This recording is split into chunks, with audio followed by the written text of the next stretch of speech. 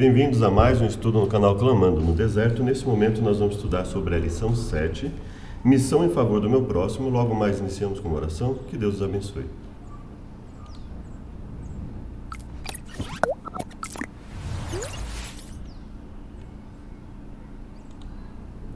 Obrigado, Deus, por mais uma chance de falar a Tua mensagem. Venha nos purificar em todas as coisas, livre-nos de todos os males, nos perdoe, nos purifique, nos ajude a auxiliar aqueles que estão necessitados física, mental e espiritualmente. Tudo isso nós imploramos em nome de Jesus. Amém. Bom, o verso para memorizar está em Lucas, capítulo 10.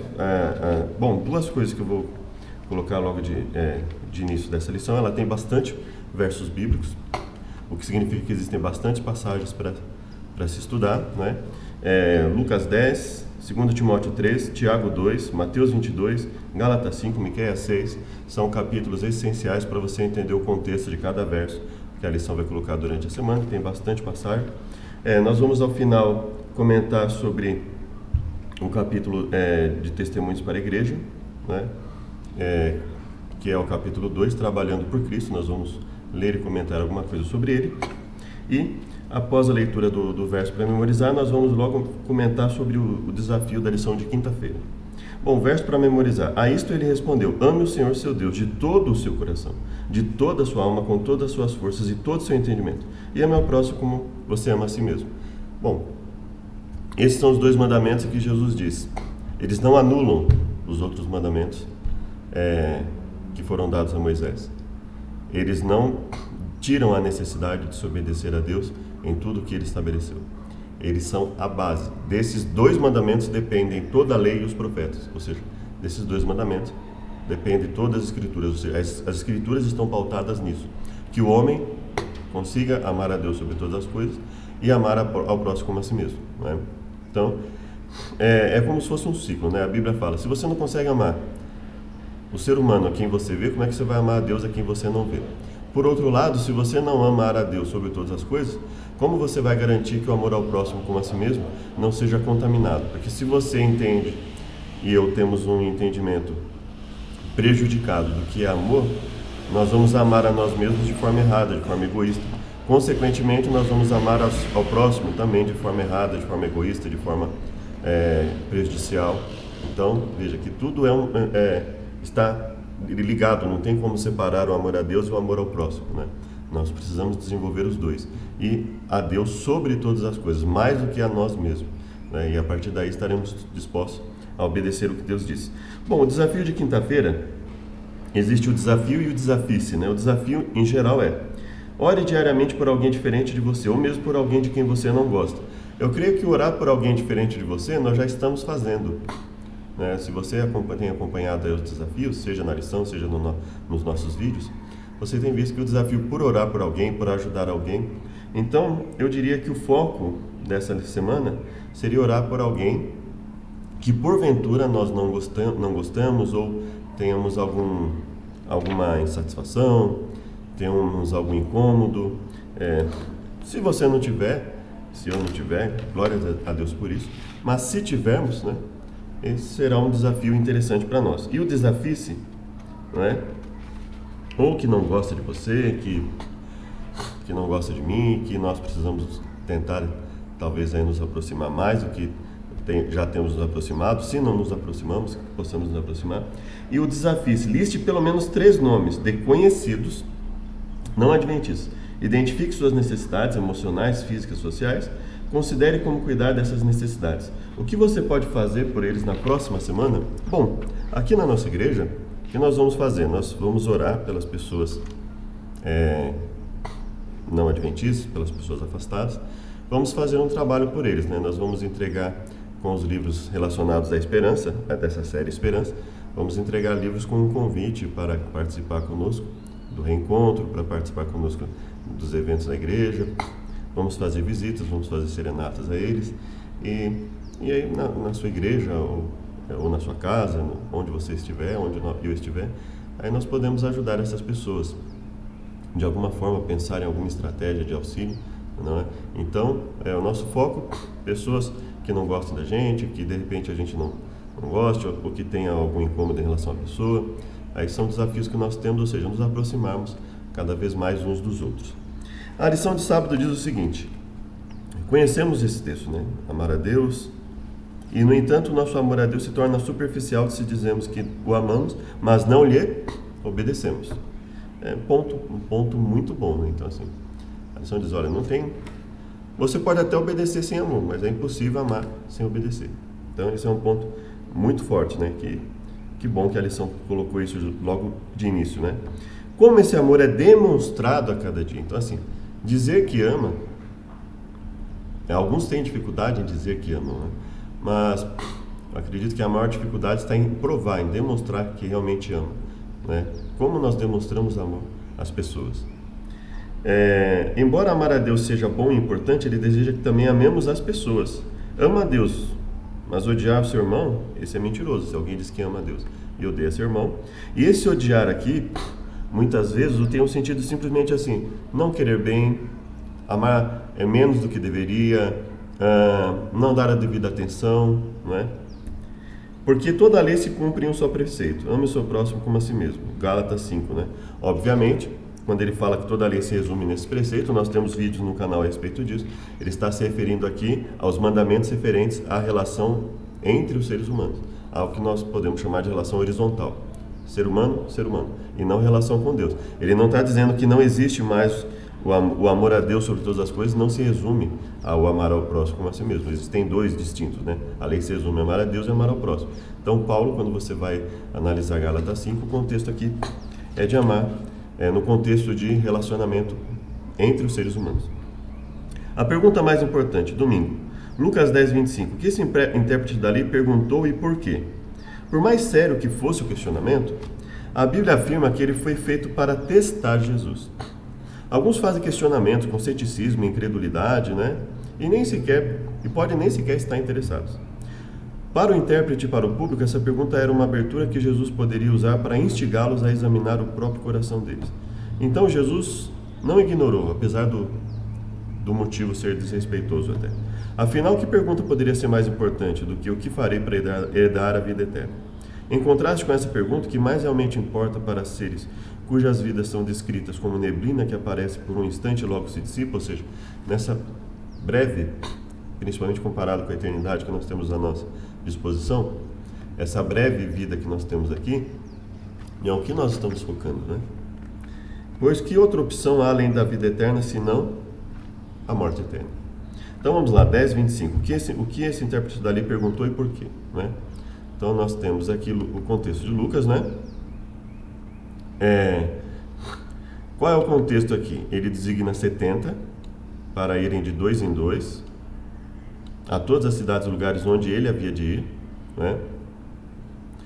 Curar os enfermos, dizer que é chegado o reino dos céus. Então, ou seja, vocês ofereçam auxílio físico, mas também não se esqueçam do principal, que é o auxílio espiritual, que é falar sobre o reino de Deus, que é falar sobre a vida eterna, né?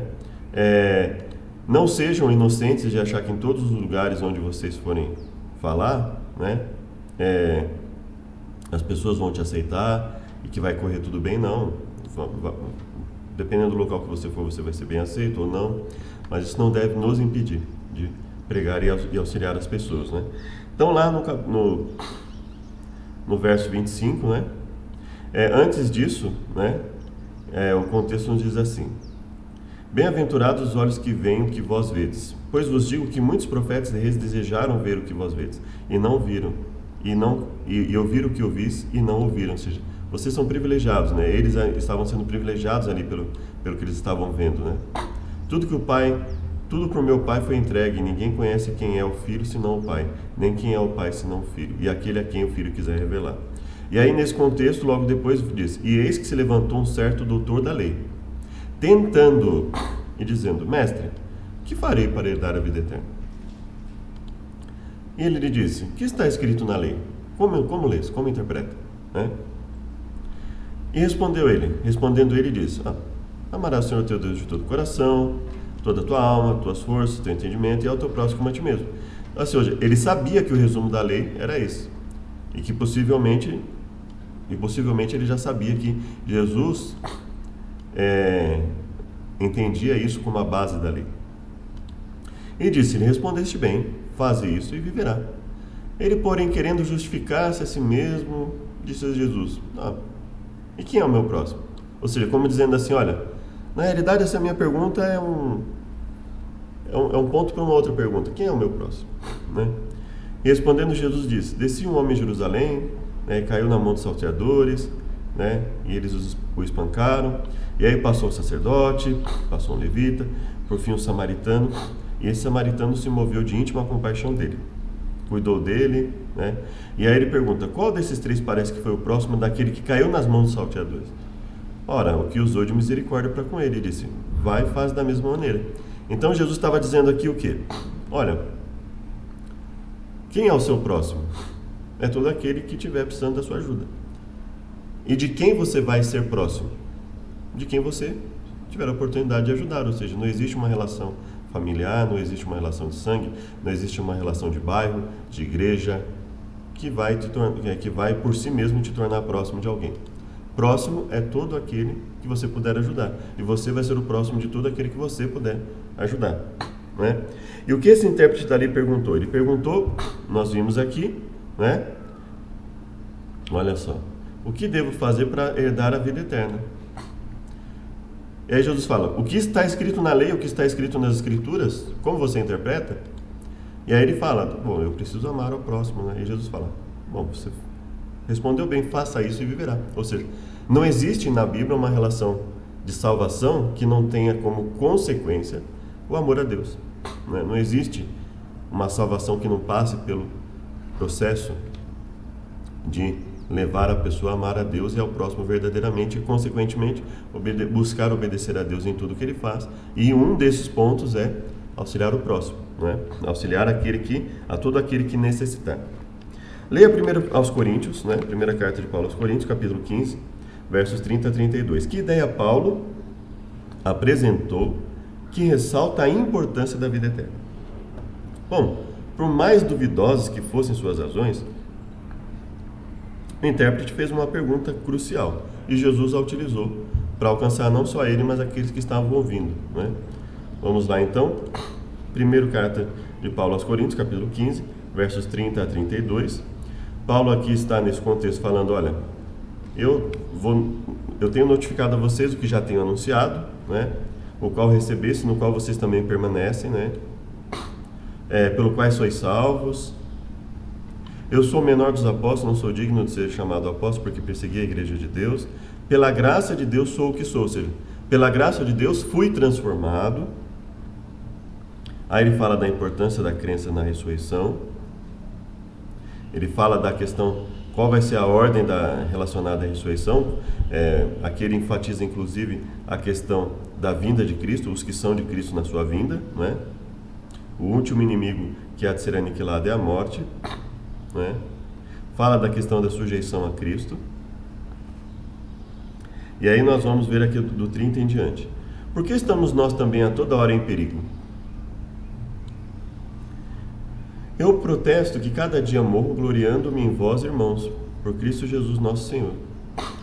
Se como um homem combati em Éfeso contra as bestas, que me aproveita isso se os mortos não ressuscitam? Ou seja, de tanto combate que eu tenho feito, de que aproveita isso se os mortos não ressuscitam? De que aproveita isso? Quer dizer, uma vida de sofrimento constante, por quê? Para quê? Só para ter a ideia de que aproveitar o máximo que tem nessa vida e acabou? Ele fala: bom, se é para isso, comamos e bebamos porque amanhã morreremos. Ou seja, se você não tem esperança de nada, se você não tem esperança de que você possa ressuscitar, possa ter a vida eterna, ele fala: olha, o que a gente vai fazer aqui? Né? Então ele fala: realmente, se não existe Deus, se não existe misericórdia nesse mundo, então realmente comamos e bebamos que amanhã morreremos.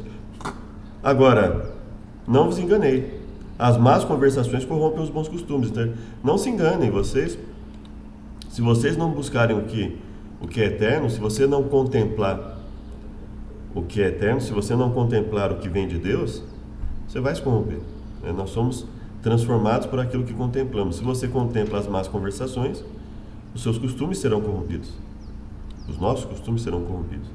Vigiai justamente e não pequeis, porque alguns ainda não têm o conhecimento de Deus. Digo isso para a vergonha vossa. Então ele fala assim: olha, aquilo que vocês já precisavam ter conhecido, infelizmente vocês não conhecem. Então, isso é muito perigoso, isso é muito grave, né? Mas alguém dirá, como ressuscitarão os mortos e com que corpo virão? Né? E aí, insensato, o que tu semeias não é vivificado se primeiro não morrer. E ele vai dando a continuidade aqui, né? Mas ele fala, olha, no verso 32, aqui em Éfeso eu lutei contra inimigos como se lutasse contra animais selvagens. E se fiz isso somente por interesses humanos, o que eu consegui com isso? Se é verdade que os mortos não são ressuscitados, façamos o que diz o ditado, comamos e bebamos porque amanhã morreremos. Ou seja, nós temos uma esperança muito forte que nos motiva a viver de forma diferente das pessoas, que sem esperança vivem assim, comamos e bebamos que amanhã morreremos. Vamos satisfazer todo o nosso apetite, vamos satisfazer todo o nosso desejo e vamos viver assim porque não há esperança além disso, né? E ele fala, olha, nós temos uma esperança muito forte. Isso pode transformar a vida das pessoas, fazer com que elas, pelo menos, tenham a oportunidade de mudar, viver uma vida totalmente transformada. Como os versos de Lucas 10, 26, por exemplo, nos ajuda a entender a resposta de Jesus para o intérprete. Aí ele fala aqui de Mateus, Atos, 1 Coríntios e 2ª carta a Timóteo, né? Ele fala como esses versos nos ajudam a entender a resposta em Lucas 10, 26, né? O comentário é o seguinte: o objetivo do intérprete era atestar a Jesus. Isso já havia sido comentado na lição, né, no dia anterior, né? Às vezes, pessoas de outras religiões nos questionam sobre nossa fé. Onde na Bíblia Jesus diz que é Deus? Por que você diz que há Deus se há 3 pessoas na Trindade, que há um Deus, né? Jesus pode... a necessidade que as pessoas têm de Jesus pode ser genuína e representar um profundo anseio vazio, ou simplesmente pode ser um teste, ali um motivo para ridicularizar, mas nós precisamos enfrentar tudo isso. Não conhecemos o coração deles, não precisamos. Devemos apenas ministrar aos outros da melhor forma que pudermos. E apesar de não conhecermos o coração, nós percebemos quando a pessoa, no decorrer da convivência, quando a pessoa está perguntando que ela tem um questionamento genuíno, ou quando ela simplesmente quer buscar alguma falha, em qual você fala 300 coisas boas e uma que ela acha que é ruim, e ela usa aquilo contra para dizer que não quer aceitar aquilo. Então, nós podemos perceber, porque assim, a boca fala o que está cheio o coração, então você consegue saber o que está na mente da pessoa, o que ela realmente quer, pelo comportamento delas, pela fala das pessoas, né? Então nós conseguimos isso. Agora, independente disso, independente de saber que o motivo é ruim, quando nós tivermos a oportunidade, principalmente em público, de testemunharmos, nós temos, né? Precisamos fazer isso. Às vezes queremos respostas, mas não nos esforçamos para encontrá-las. Jesus disse, o que está escrito na lei? Como você entende? Ele apontou para um aspecto importante do aprendizado. Em vez de apenas ouvir o que os outros dizem, precisamos ler, examinar realmente a fundo o que a Bíblia diz. As respostas já estão lá e o Espírito Santo atua no nosso coração. Professores e ministros têm papel importante, mas no fim devemos ler a Bíblia e buscar as verdades que importam. Lâmpada para os meus pés é a tua palavra e luz para os meus caminhos. Não é só uma poesia, é uma verdade sagrada. Então vamos lá, Mateus 26, 56. Mateus 26, 56. Bom, o contexto, né? Quando ele conclui um dos muitos discursos, né, que ele havia feito, alguns, né, dos muitos discursos que ele havia feito, disse aos discípulos, bem saber que daqui a 2 dias é a Páscoa, o Filho do Homem será entregue para ser crucificado. Isso foi uma verdade muito difícil de ser aceita e assimilada pelos discípulos, né? E aí então, nesse contexto aqui, né, que nós estamos falando, Mateus 26, 56, vamos lá. Aqui. Ou pensas tu que eu não poderia agora orar a meu Pai, que Ele não me daria mais de 2 legiões de anjos? Qual é o contexto disso? É o contexto em que Jesus seria preso e Pedro, né, se levanta e corta a orelha de um dos soldados ali, né, de um servo de um sumo sacerdote, que estava ali auxiliando o sumo sacerdote, né? Ele falou, pensas que eu não poderia orar a meu Pai? E como, pois, se cumpririam as Escrituras? Então disse Jesus à multidão, saísses como para um salteador? Então vocês estão me tratando como se eu fosse um criminoso? Mas tudo isso aconteceu para que se cumpra as Escrituras dos profetas. Então todos os discípulos, deixando, fugiram. Vamos lá para Atos 17:11. Contexto aqui. Eles chegaram em Tessalônica, havia uma sinagoga. Paulo tinha o costume de ir até lá, de ir nas sinagogas, e por 3 sábados disputou com eles sobre as Escrituras. Então a importância de combater dentro das Escrituras, aquela ideia de que nós não somos advogados, nós só somos testemunhas. Paulo estava aqui disputando com eles dentro das Escrituras. Então ele estava se exportando como advogado e não meramente como uma testemunha, expondo e demonstrando que convinha que Cristo padecesse e ressuscitasse. Então ele não estava apenas testemunhando que Deus transformou a vida dele, que ele viu Jesus. Não, ele estava demonstrando que as Escrituras estavam corretas, que Jesus era realmente o Messias de acordo com as Escrituras. Isso é a atitude não de uma mera testemunha, isso é a atitude de um advogado, efetivamente, que defende a causa de Deus. Isso não desmerece a palavra de Deus, pelo contrário, isso fortalece a causa de Deus para nós. E aí, dentro desse contexto, nós vamos aqui para o verso 11. Logo os irmãos enviaram de noite Paulo e Silas a Bereia, e eles, chegando lá, foram à sinagoga dos judeus. Ora, estes foram mais nobres do que os de Tessalônica, porque de bom grado receberam a palavra, examinando cada dia nas Escrituras se as coisas realmente eram assim. Então, eles receberam de bom grado, mas falaram, mas vamos examinar se está dentro das Escrituras. E à medida que confirmavam que isso estava de acordo com as Escrituras, aí eles falaram, não, realmente nós devemos aceitar isso. Ou seja, o critério não é o que eu quero, não é o que eu acho, é o que está nas Escrituras, não é? Primeira carta aos Coríntios, capítulo 15, verso 3. Aqui nós já lemos, versos 1 e 2 e o 3. Primeiramente vos entreguei o que também recebi, que Cristo morreu por nossos pecados, segundo as Escrituras, foi sepultado, ressuscitado ao 3º dia, foi visto por Cefas, que é Pedro, Simão Pedro, depois pelos 12, visto uma vez por mais de 500 irmãos, dos quais vive ainda a maior parte, mas alguns já dormem também. Então, foi visto por Tiago, pelos apóstolos, por derradeiro me apareceu a mim. Então, aqui, o que ele está, e 2 Timóteo 3,16, então ele fala, olha, Cristo morreu pelas pessoas, e elas têm a oportunidade de salvação em virtude disso. E segunda carta de Paulo a Timóteo, capítulo 3, verso 16, qual é o contexto disso? Olha, nos últimos dias sobrevirão tempos trabalhosos, os homens serão amantes de si mesmos, tendo aparência de piedade, mas negando a eficácia dela, Então veja, a ideia de que, não, nós precisamos ser assim, nós precisamos ser assado, mas se alguém pensar diferente, eles mostram quem realmente são, e ele diz, afasta-te dessas pessoas. Se afasta, você fez o que pôde, você fez o que esteve à sua disposição para auxiliar, se afasta disso. Vai buscar as outras pessoas. Porque desses números são os que se introduzem às casas, levam cativas as mulheres nécias, e aí aprendem sempre e nunca pode chegar ao conhecimento da verdade. E nesse contexto, fala das perseguições e aflições tais quais aconteceram em Antioquia. Também todos que vivem e querem viver em Cristo Jesus, o que piamente querem viver em Jesus Cristo, padecerão perseguições, mas homens maus enganadores irão de mal a pior, enganando e sendo enganados. Isso é muito forte. Os servos de Deus realmente padecerão perseguições. Por outro lado, aqueles que não querem servir a Deus, principalmente por motivos egoístas, enganarão uns aos outros e viverão uma vida de insegurança constante. Tu, porém, permanece naquilo que aprendeste, de que fosse inteirado, sabendo o que tem aprendido, que desde a meninice sabe as sagradas escrituras, que podem fazer-te sábio para a salvação, pela fé que é em Cristo Jesus. Toda a escritura é divinamente inspirada, proveitosa para ensinar, redarguir, corrigir, instruir de justiça, para que o homem de Deus seja perfeito, perfeitamente habilitado para toda boa obra. Quando você tem isso em mente, e você lê Lucas 10, 26, que está escrito na lei, como lês?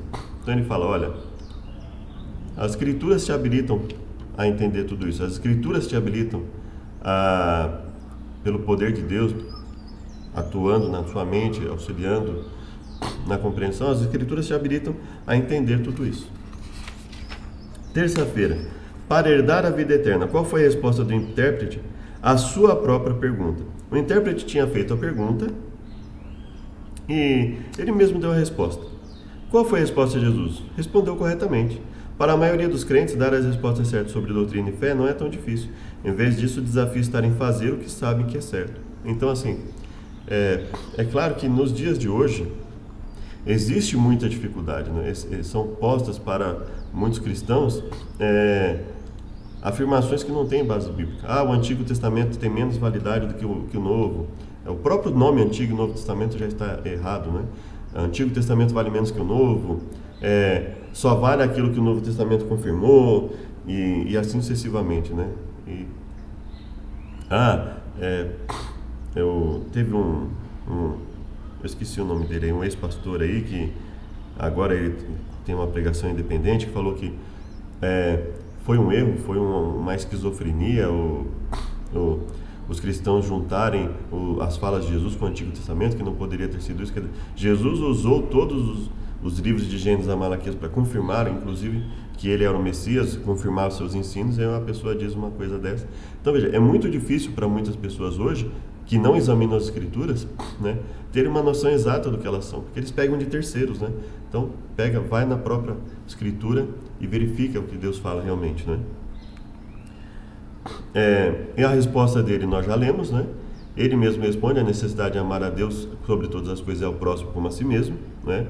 E isso revela que ele entendia que a essência da salvação em Deus é que Deus nos transforma, Deus nos capacita, Deus nos habilita a amar dessa forma, né?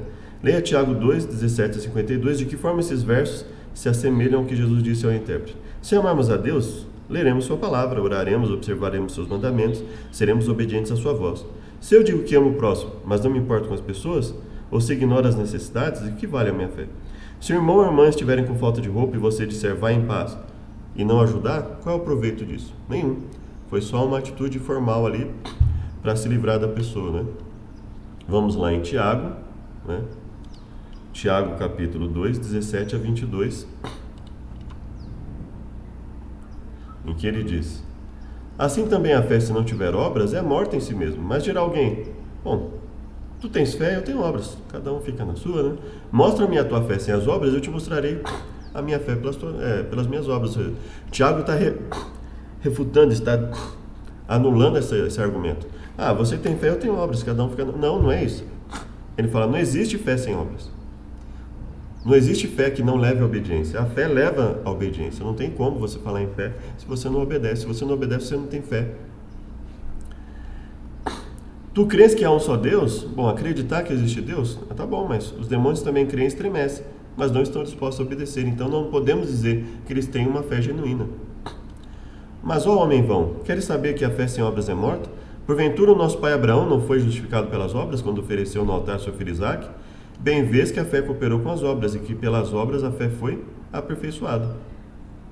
E que cumpriu as Escrituras quando fala que Abraão creu em Deus, isso foi imputado como justiça, foi chamado amigo de Deus, ou seja, a confirmação da fé está nas obras, não é? Então, basicamente o que ele coloca é isso: olha, não tem como uma pessoa falar que tem fé em Deus se ela não obedece, se essa fé não leva realmente a um amor genuíno que a leve à obediência. Quarta-feira, amar os outros como amamos a nós mesmos. Mateus 22, 37 a 40, Lucas 10, 27, né, que é a base para entendermos. Então, ele fala, de que modo que Jesus disse em Mateus nos ajuda a entender Lucas 10. De acordo com Mateus 22, vamos deixar aqui pronto, né? De acordo com Mateus 22, vamos ver aqui, Mateus, vamos para o capítulo 22. Ok, Mateus 22, 37 a 40. Então ele fala, de acordo com Mateus 22, como nós podemos comentar o Lucas 10, né?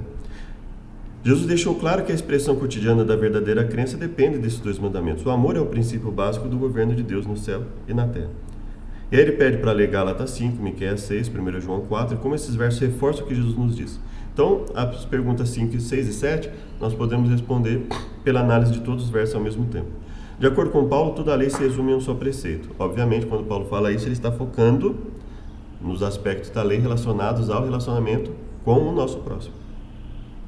Para o apóstolo, o amor a Deus só pode ser visto na prática quando é exemplificado no modo como tratamos as pessoas. Só que não é esse o foco, né? Porque quando ele fala que tudo se cumpre em um só preceito, né? É óbvio que ele está falando tudo que está relacionado ao relacionamento com o próximo. Se você olhar o contexto em que ele fala, fica bem evidente, né?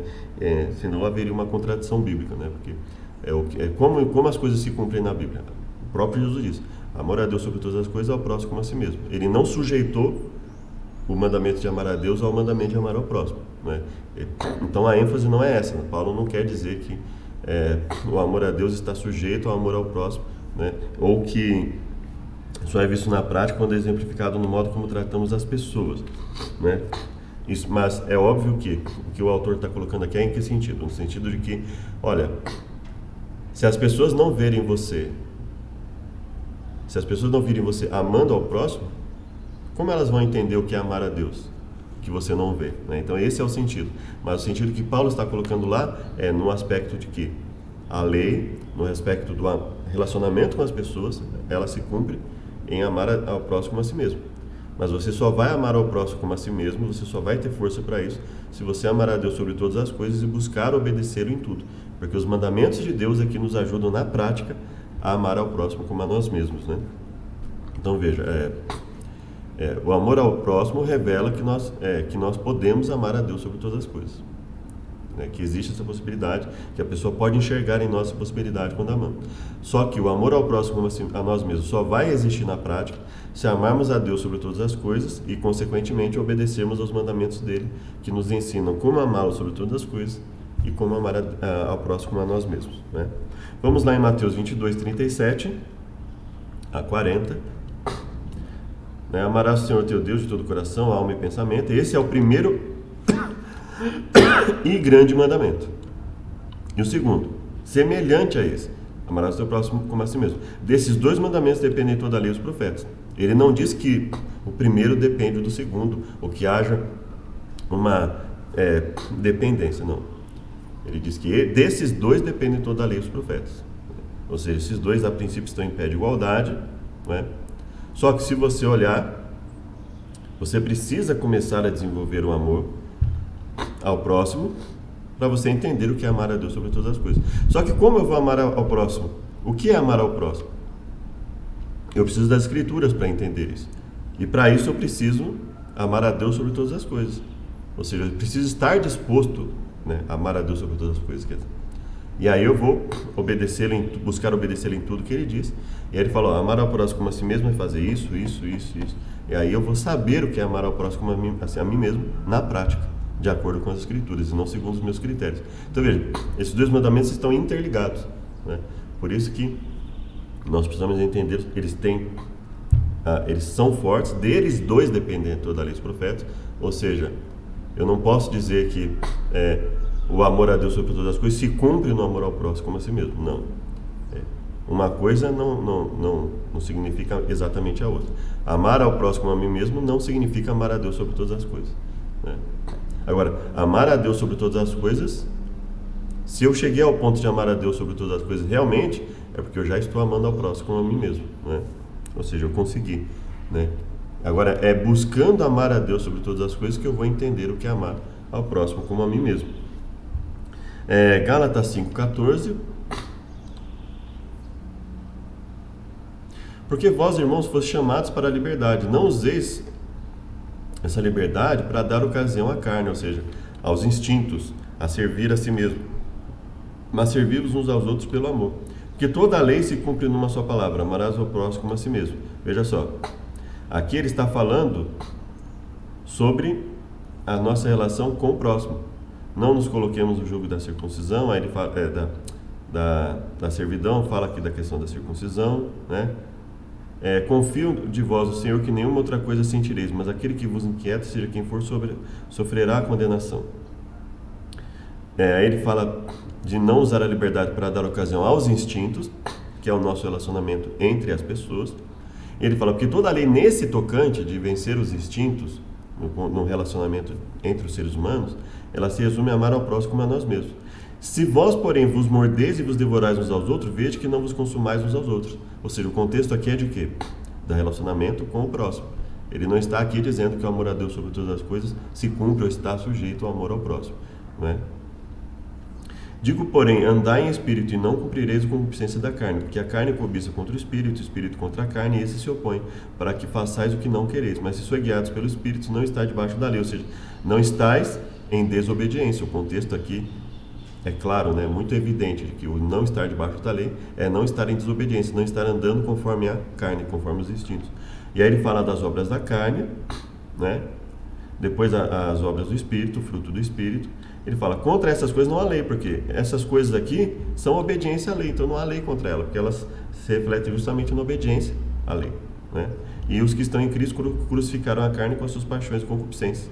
Então veja, aqui ele está evidenciando, olha, isso é amar a Deus sobre todas as coisas e amar ao próximo como a si mesmo. E no contexto de amar ao próximo como a si mesmo, você evitar viver conforme os instintos e auxiliar o próximo e viver em harmonia um com o outro, é amar, tudo isso se cumpre em amar ao próximo como a si mesmo.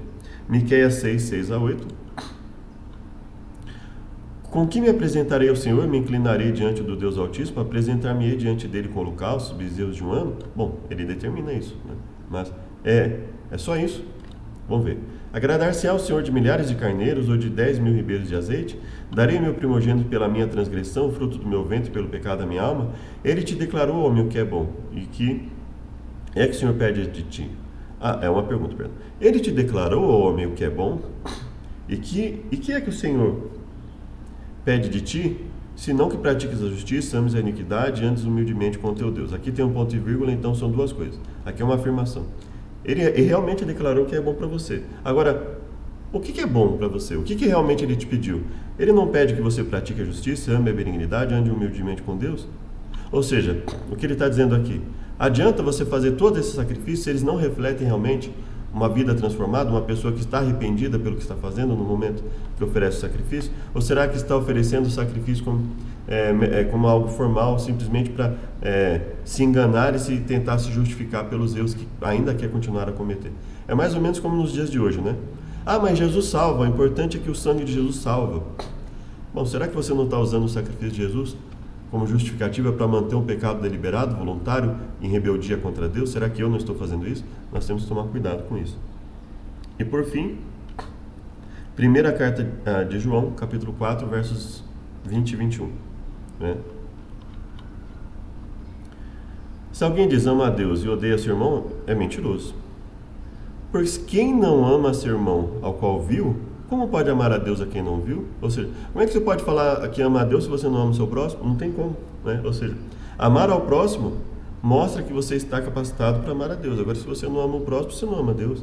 Até porque Deus é que manda amar o próximo. Então, se você não ama o próximo, você nem sequer está obedecendo ao que Deus estabeleceu. Nem sequer está buscando obedecer. Se eu não amo o próximo, eu nem estou buscando obedecer ao que Deus estabeleceu. E dele temos esse mandamento, que quem ama a Deus, ame também ao seu irmão. Ou seja, se você ama a Deus, você vai amar o seu irmão. Ou seja, se você busca amor a Deus sobre todas as coisas, você vai amar ao próximo como a si mesmo. Isso é mandamento de Deus. A história atual do bom samaritano. Ao elogiar o intérprete, Jesus disse, faça isso e viverá. Pôr em prática aqueles mandamentos era um problema há 2000 anos, ainda é um problema para muitos. Como você resumiria lá pela leitura de Lucas 10, 30 a 37, o que Jesus quis demonstrar? Há pessoas ao nosso redor que foram tratadas por outros de formas injustas? Fizemos o possível para ajudá-las? Às vezes pastores, anciãos, membros da igreja não ajudam quem precisam de ajuda. Jesus concluiu a história do bom samaritano perguntando quem dos três foi verdadeiramente o próximo. Com isso, a pergunta quem é meu próximo ficou para sempre respondida. Cristo mostrou que o nosso próximo não é simplesmente alguém da nossa igreja, da mesma fé, da nossa casa. Não tem que ver com distinção de etnia, cor. Nosso próximo é todo aquele que necessita do nosso auxílio, que está machucado pelo adversário, todo aquele que é propriedade de Deus. E nesse contexto nós temos o desafio de quinta-feira, né? Então, em Lucas 10, que nós já lemos aqui, né, dos versos 30 em diante, em que ele conta aqui a história, essa parábola, né? Nós vemos, olha, pessoas que tinham o dever de ajudar e que passaram de largo, né, de oferecer ao menos algum tipo de ajuda e não fizeram nada. E uma outra pessoa foi lá, que era mal vista, e foi lá e ajudou. Então ele fala, olha, pode ser que a ajuda venha de onde menos se espera. mas ela precisa ocorrer, nós precisamos ajudar uns aos outros. Então, a história do bom samaritano é a história daquele que está disposto a ajudar, está disposto realmente a se importar com as pessoas que estão ao seu redor, né? Ellen White, o desejado de todas as nações, sexta-feira. Há muitos necessitados e maltratados no mundo. Você pode fazer a sua parte, por mais que pareça pouco. Aí ela fala em testemunhos para a igreja, agora entre aspas, né? A religião pura e sem mácula é visitar os órfãos e as viúvas nas tribulações e guardar a si mesmo incontaminado do mundo. Então veja, não existe uma questão assim, eu só vou ajudar o próximo independente do que isso venha me trazer como consequência. Não.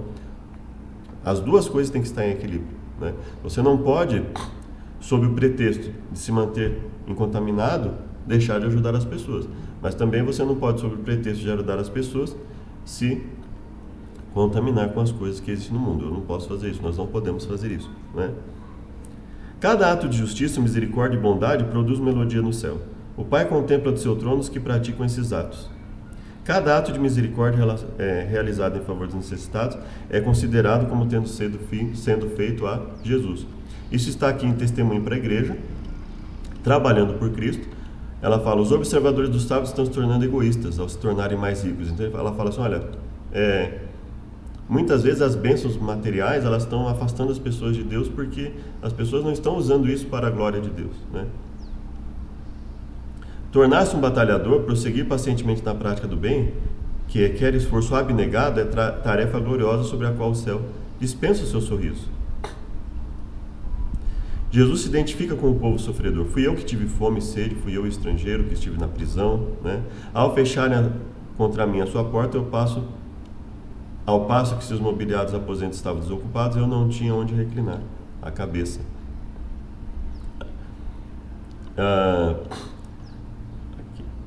Porventura não tem aplicação a este tempo a ordem do apóstolo, não vos esqueçais da hospitalidade, porque por elas, alguns não o sabendo hospedaram anjos. Estou diariamente sofrendo com demonstrações de egoísmo entre o nosso povo. Tenho ouvido muitos se desculparem de convidar para seu lar e coração santo dos... Olha só. Tenho ouvido muitos se desculparem de convidar para seu lar e seu coração. Ou seja, se não vai nem para o lar, que dirá estar no coração, estar na mente, estar na preocupação diária dessas pessoas, auxiliar o próximo. Ora, não preparei nada, não cozinhei nada, e ali pode haver outra desculpa inventada para não acolher os que precisam de hospitalidade. Os sentimentos das visitas são profundamente ofendidos, partem com impressões desagradáveis em relação ao acolhimento. Se não tiver pão, imite o caso apresentado na Bíblia. Vá com seu vizinho e diga, amigo, empresta-me 3 pães. Não temos um exemplo de qual falta de pão jamais se tornou motivo para recusar a entrada de um necessitado. Outros alegam falta de saúde. E ela fala, despertemos, não se esquivem das boas obras. Abram os olhos e vejam quem está ao seu redor. Com respeito a seus interesses eternos, despertem e comecem a semear a boa semente. O que semearem, também colherão. Vocês podem dizer que têm sido enganados e doado recursos para a gente indigna dessa caridade e ficado desanimados. Apresento-lhes Jesus. Ele veio para salvar o homem caído, trazer a salvação à sua nação, mas eles não o aceitaram. Abandonou o Senhor a raça decaída por causa disso? Embora os esforços de vocês pelo que tenham sido mal sucedidos por 99 vezes, vocês tenham somente recebido insultos, se apenas na 100ª vez houver sucesso, que vitória foi alcançada? Ou seja, se vocês foram atrás de várias pessoas e não conseguiram, mas uma aceitou, isso é uma vitória, isso é maravilhoso. Então, o ministério de Jesus foi vitorioso? Foi um sucesso? Claro que foi um sucesso. Por quê? Porque era isso que ele queria, dar a chance a todos, ainda que somente alguns aceitassem. Que Deus nos abençoe. Convido para uma oração final. Obrigado, Deus, por tudo que nos tem concedido. Obrigado por mais uma chance nos dada.